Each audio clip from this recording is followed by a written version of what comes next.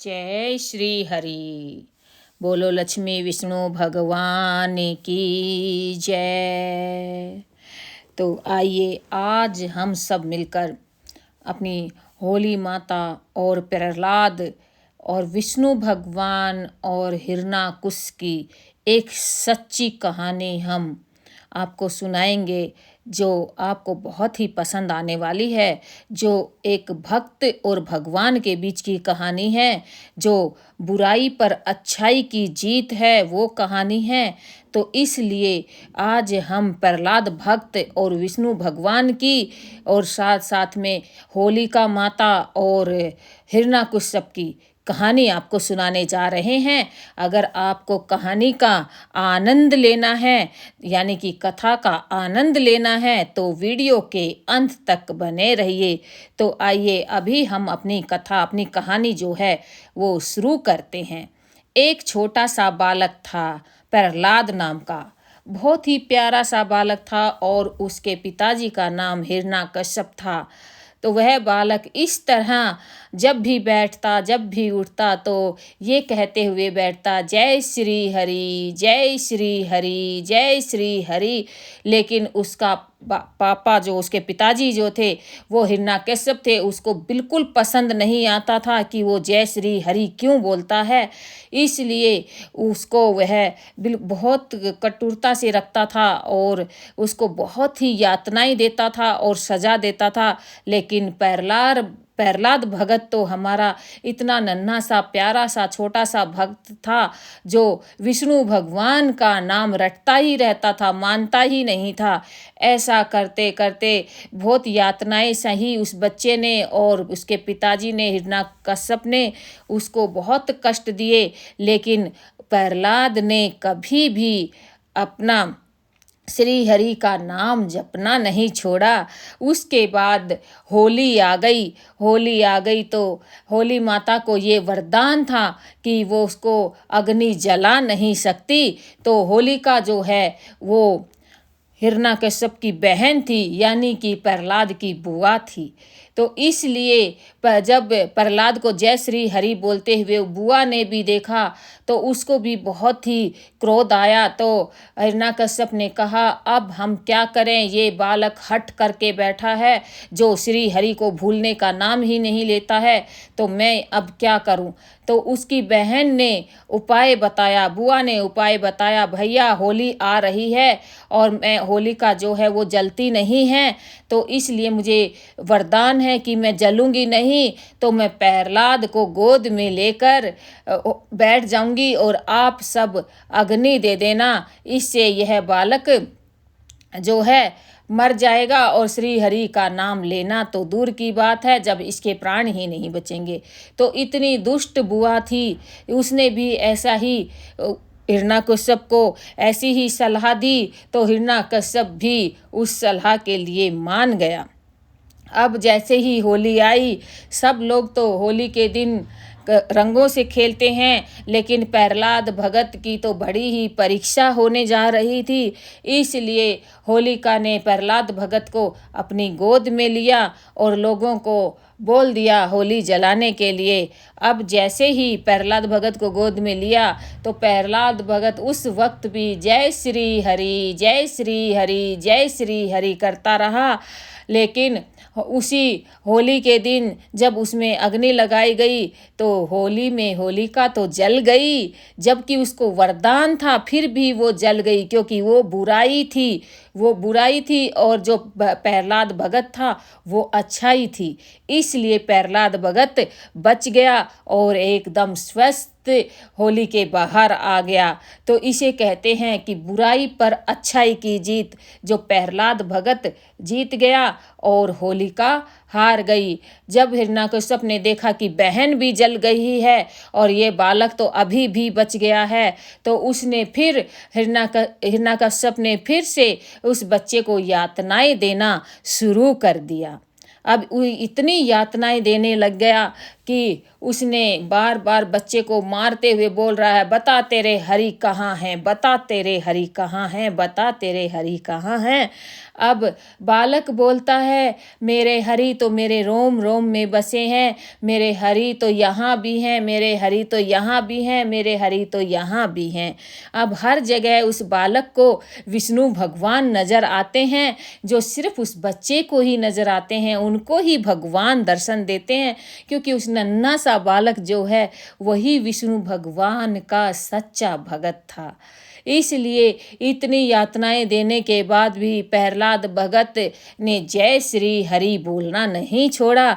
उसके बाद जब प्रहलाद भगत नहीं माना तो उसने बोला, क्या इस खंबे में तुम्हारे विष्णु भगवान हैं? तो उसने कहा, हाँ, इस खंबे में भी मेरे विष्णु भगवान हैं, मेरे जय श्री हैं, जय श्री हरि हैं। तो वह कहने लगा, मैं इस खंबे को अभी तोड़ दूंगा, अभी गिरा दूंगा, तो क्या जय श्री हरि तुम्हारे फिर भी आएंगे? वो बोले, नहीं, वो आएंगे और तुझे मार देंगे। प्रहलाद भगत बोल रहा है कि मेरे विष्णु भगवान आएंगे और तुम्हें मार देंगे। तो वह कहता है, मुझे तो हमारे हिरण्यकश्यप को जो है ये वरदान था, उन्होंने बोला हुआ था, ना दिन में मरूं ना रात में मरूं, ना बाहर मरूं ना अंदर मरूं, ना ऊपर मरूं ना नीचे मरूं। तो उसने ना सुबह को मरूं ना शाम को मरूं, तो उसने ना, तो इसलिए उसको ऐसे ये वरदान थे, इसलिए उसको अपने ऊपर बहुत ही घमंड था। तो ऐसा करते करते जब प्रहलाद भगत ने कह दिया कि खंबे में भी क्या बोलते हैं, खंबे में भी विष्णु भगवान हैं और मुझे नजर आ रहे हैं, तो वह हिरण्यकश्यप पापी माना नहीं, और हिरण्यकश्यप ने उसमें अपनी गदा मारी। गदा मारते ही वहाँ हमारे विष्णु भगवान प्रकट हुए, जिनका रूप बहुत ही सुंदर, देखने लायक, एक नया अवतार, चौथा अवतार माना जाता है। एक बहुत ही प्यारा अवतार उन्होंने लिया, जिसे हम नरसिम्हा भगवान के नाम से जानते हैं। उन्होंने नरसिम्हा भगवान का अवतार लिया, और नरसिम्हा भगवान ऐसे दिखते थे जैसे ऊपर से आधा शरीर उनका जैसे इंसान का हो और आधा जानवर का हो, यानी कि हमारे शेर का हो। तो नरसिम्हा भगवान ने ऐसा उस खंबे से जन्म लिया था, सिर्फ हमारे प्रहलाद भगत की वजह से। तो जैसे ही वो खंबे को तो उस खंबे में गदा मारी, खंबे में से हमारे विष्णु भगवान प्रकट होते हैं, और जैसे ही घड़ी की सुई टक टक चलती है, वैसे ही हमारे विष्णु भगवान आते हैं। और उसको जब विष्णु भगवान भगत की ये हालत देखते हैं, तो वे उसको जब हिरण्यकश्यप को मारने लगते हैं, तो हिरण्यकश्यप याद दिलाता है, भगवान मुझे तो आपने ही वरदान दिया हुआ है, आप सभी देवताओं ने वरदान दिया हुआ है कि मैं ना दिन में मरूं, ना मैं रात को मरूं, ना मैं सुबह मरूं, ना शाम को मरूं, ना मैं बाहर मरूं, ना मैं अंदर मरूं, ना मैं ऊपर मरूं, ना मैं नीचे मरूं, ना मैं इंसान से मरूं, ना मैं आदमी से, ना इंसान से मरूं मैं, ना जानवर से मरूं।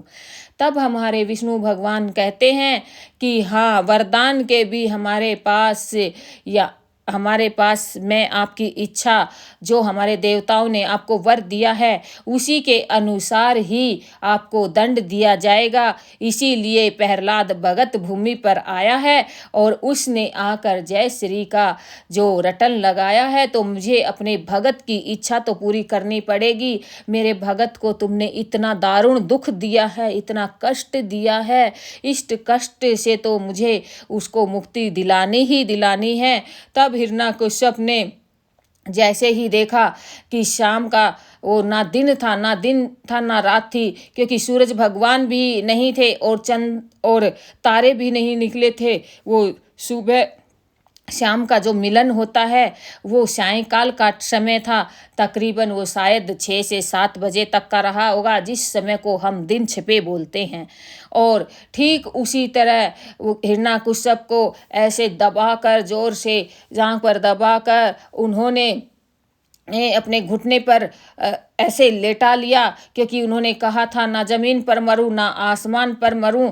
इसलिए उन्होंने अपना शेर का जन्म, यानी कि नरसिम्हा का जन्म, और आधा इंसान का जन्म उन्होंने लेकर ये उसको मारने के लिए ही वो जन्म लिया गया था। इसीलिए उन्होंने उसको घुटने पर मारा। उन्होंने कहा, ना हार, ना हाथ से मरूँ ना हथियार से मरूँ।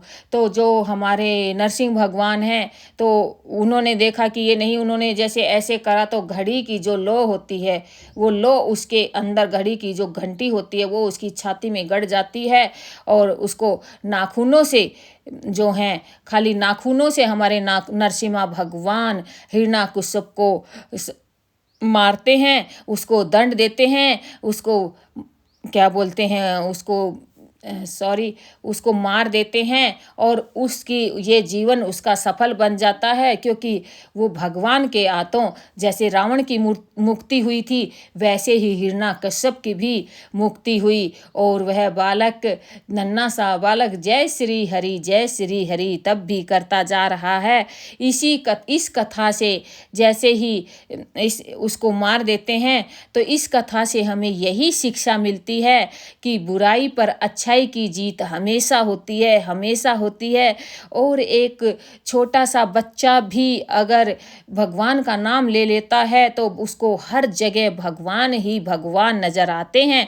इसलिए कहा जाता है कि भगत ना छोटा बच्चा होता है ना बड़ा होता है, बस सिर्फ जिसके दिल में प्यार और श्रद्धा निस्वार्थ प्रेम जगा हो वही विष्णु भगवान का सच्चा भगत होता है।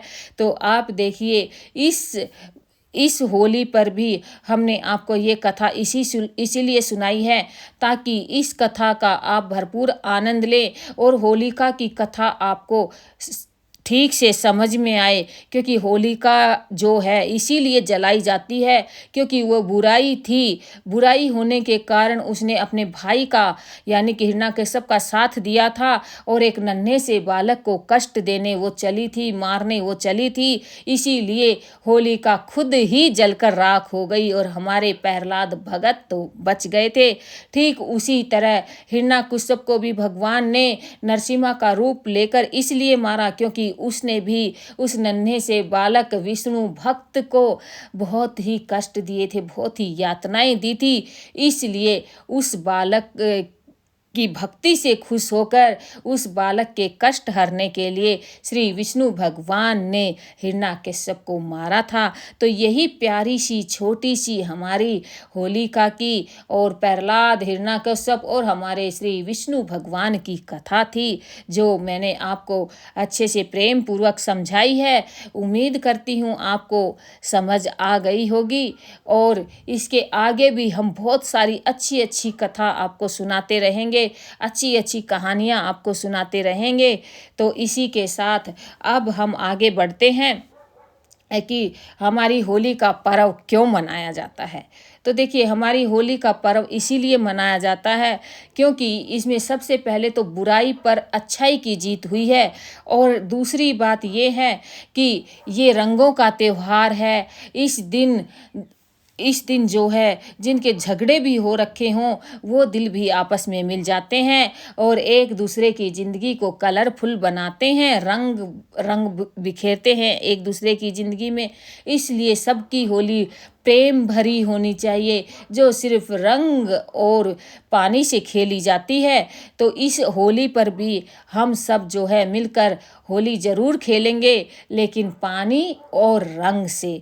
तो हमें हमेशा होली इसलिए मनानी चाहिए ताकि हमारे जो रूठे हुए सगे संबंधी होते हैं, रूठे हुए जो सब परिवार में एक दूसरे से रूठ जाते हैं तो उनको एक करने के लिए हमें होली ज़रूर खेलनी चाहिए। कभी भी होली के दिन हमें बुराई के बारे में नहीं सोचना चाहिए, बस सिर्फ अच्छाई सोचनी चाहिए कि हमेशा दिमाग में यही रखना चाहिए कि जिस तरह बुराई का अंत होलिका के साथ हुआ उसी तरह बुराई का अंत हमेशा होता रहेगा और अच्छाई हमेशा ऐसे ही चमकती रहेगी जैसे प्रहलाद भगत के साथ चमकती रहती है। तो हम भी हमेशा ऐसी ही होली खेलेंगे और रंगों भरा ये त्योहार हमारे कृष्ण कन्हैया और राधा माता को भी बहुत ही पसंद है। तो ये जो मैं अब आपको भजन सुनाऊंगी बहुत प्यारा सा, ये हमारे राधा रानी और कृष्ण कन्हैया का है जो प्यार भरी होली खेलते हैं और उसमें नाचते गाते हैं। सॉरी थोड़ा डिस्टर्ब हुआ है, जो नाचते गाते रहते हैं। तो इसलिए हम ये होली के पे भजन ज़रूर गाएंगे और अपना हम इस होली के त्यौहार को भी बहुत ही अच्छी से मनाएंगे, क्योंकि ये त्यौहार पूर्णिमा के दिन आने वाला है। होली बहुत ही नज़दीक है। तो आइए हम होलिका के दिन अब छोटा सा एक प्यारा सा भजन गाने की कोशिश करते हैं। तो हम सब मिलकर ये भजन गाते हैं। रंग बरसे हो रंग बरसे लाल गुलाल, हो लाल गुलाल, राधा रानी के मंदिर में, हो हमारी राधा रानी के मंदिर में, सब हो गए लालो लाल, सब हो गए लालो लाल, वृषभान लली के मंदिर में, वृषभान लली के मंदिर में, रंग बरसे लाल गुलाल, हो लाल गुलाल, राधा रानी के मंदिर में, भीगे चुनरी चोली दामन, हो भीगे चुनरी चोली दामन, मुख हो गए लाल मिलाल, हो मुख हो गए लाल मिलाल, हो गुलाल राधा रानी के मंदिर में, हो गुलाल राधा रानी के मंदिर में, रंग बरसे लाल गुलाल, हो लाल गुलाल, राधा रानी के मंदिर में, सुन सुन करे साजों की सरगम, सुन सुन करे साजों की सरगम, सब नाचे बजा कर ताल, हो सब नाचे बजा कर ताल, हो लाल वृषभानी लली के मंदिर में, हो ताल वृषभान लली के मंदिर में, रंग बरसे लाल गुलाल, हो गुलाल राधा रानी के मंदिर में, राधा रूप छटा मन मोहनी, हो राधा राधा रूप छटा मन मोहनी, कर दरस हो मन व निहाल, हो निहाल, कर दर्शन हो मन व निहाल, हो निहाल, वृषभानी लली के मंदिर में, वृषभानी लली के मंदिर में, रंग बरसे लाल गुलाल, हो गुलाल राधा रानी के मंदिर में, सब हो गए लाल मिलाल, हो सब हो गए लाल मिलाल, राधा रानी के मंदिर में, मन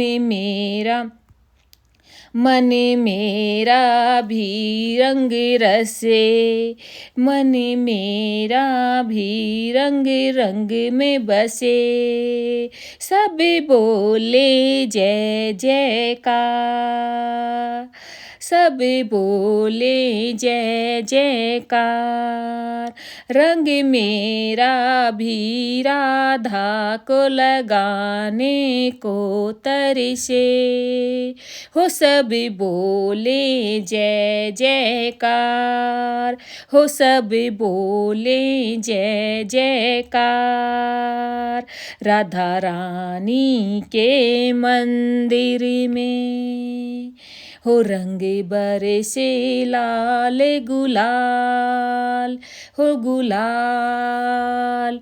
राधा रानी के मंदिर में सब हो गए लाल में लाल, हो राधा रानी के मंदिर में। तो देखिए बहुत ही प्यारा सा ये भजन है जो हमने गाया है।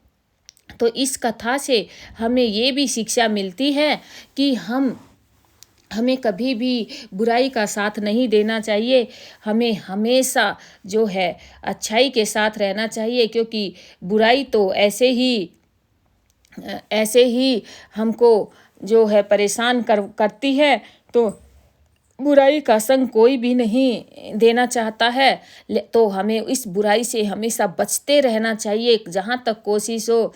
तो ये हमारा होली का त्यौहार रंग बिरंगा बहुत ही प्यारा सा त्यौहार है। तो इस होली के त्यौहार पर हमें खुश होकर हमेशा होली मनानी चाहिए और सबके साथ प्यार से होली मनानी चाहिए। और इसके साथ साथ हमें और जो भी कुछ हमें मालूम है अपने बारे में, तो वो भी हमें सबको बताना चाहिए, ताकि हमें कभी भी किसी भी प्रकार का भय ना हो।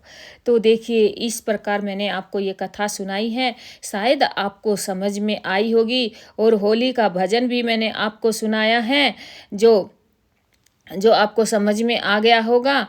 और अभी जो है मैं कोशिश करूँगी आपको एक भजन और सुनाने का, क्योंकि हमारे जो हनुमान जी हैं वो भी होली सिंदूर से लालम लाल हो जाते हैं। उनको भी माता रानी सीता को जब उन्होंने सिंदूर लगाते हुआ देखा तो उन्होंने पूछा, माता जी ये सिंदूर आप क्यों लगाती हैं? तो सीता माता ने कहा, ये मैं अपने राम की लंबी उम्र के लिए लगाती हूँ और इससे राम खुश होते हैं। तो सीता माता कहती हैं, तो आप भी ये सिंदूर, तो मैं भी ये सिंदूर लगाऊंगा, क्योंकि मैं भी श्री राम को खुश करना चाहता हूँ। तो मेरे भी प्रभु की बहुत ही लंबी आयु हो जाएगी। तो जैसे ही हमारे हनुमान जी कहते हैं, तो हमारे हनुमान जी ये सुनिए कैसे कहते, मेरा नाम है बजरंगी, मैं हूँ राम लखन का संगी, मुझे भेजा है अयोध्या श्री राम ने, हो मुझे भेजा है अयोध्या श्री राम ने। मुझे ब्रह्मा का सहारा, मुझे विष्णु का सहारा, पूरा है सहारा मुझे भोलेनाथ का, हो पूरा है सहारा मुझे भोलेनाथ का। मेरा नाम है बजरंगी, मैं हूँ राम लखन का संगी, मुझे भेजा है अयोध्या श्री राम ने। मुझे राधा का सहारा, मुझे रुक्मण का सहारा, मुझे पूरा है सहारा यशोदा लाल का, हो मुझे पूरा है सहारा यशोदा लाल का। मेरा नाम है बजरंगी, मैं हूँ राम लखन का संगी, मुझे भेजा है अयोध्या श्री राम ने। मुझे गंगा का सहारा, मुझे यमुना का सहारा, मुझे गंगा का सहारा, मुझे यमुना का सहारा, मुझे पूरा है सहारा सरयू माता का, मुझे पूरा है सहारा सरयू माता का। मेरा नाम है बजरंगी, मैं हूँ राम लखन का संगी, मुझे भेजा है अयोध्या श्री राम ने, मुझे भेजा है अयोध्या श्री राम ने। तो देखिए बहुत ही प्यारा भजन था। तो हमारे हनुमान जी को भी बहुत ही पसंद है जो सिंदूर है, तो ये भी हमारे हनुमान जी बहुत खेलते हैं सिंदूर से। तो इनको भी हमें सिंदूर अर्पण ज़रूर करना चाहिए, इनको भी सिंदूर और चमेली का तेल ज़रूर हमें चढ़ाना चाहिए, जिससे ये खुश होते हैं। तो देखिए, मैंने आपको आज बहुत सारी ज्ञान की बातें बताई हैं और बहुत सारे 2-3 भजन भी गाए हैं, और उम्मीद करते हैं कि आपको ये सब पसंद आया होगा। इसीलिए अब हमारी वीडियो ख़त्म होने जा रही है।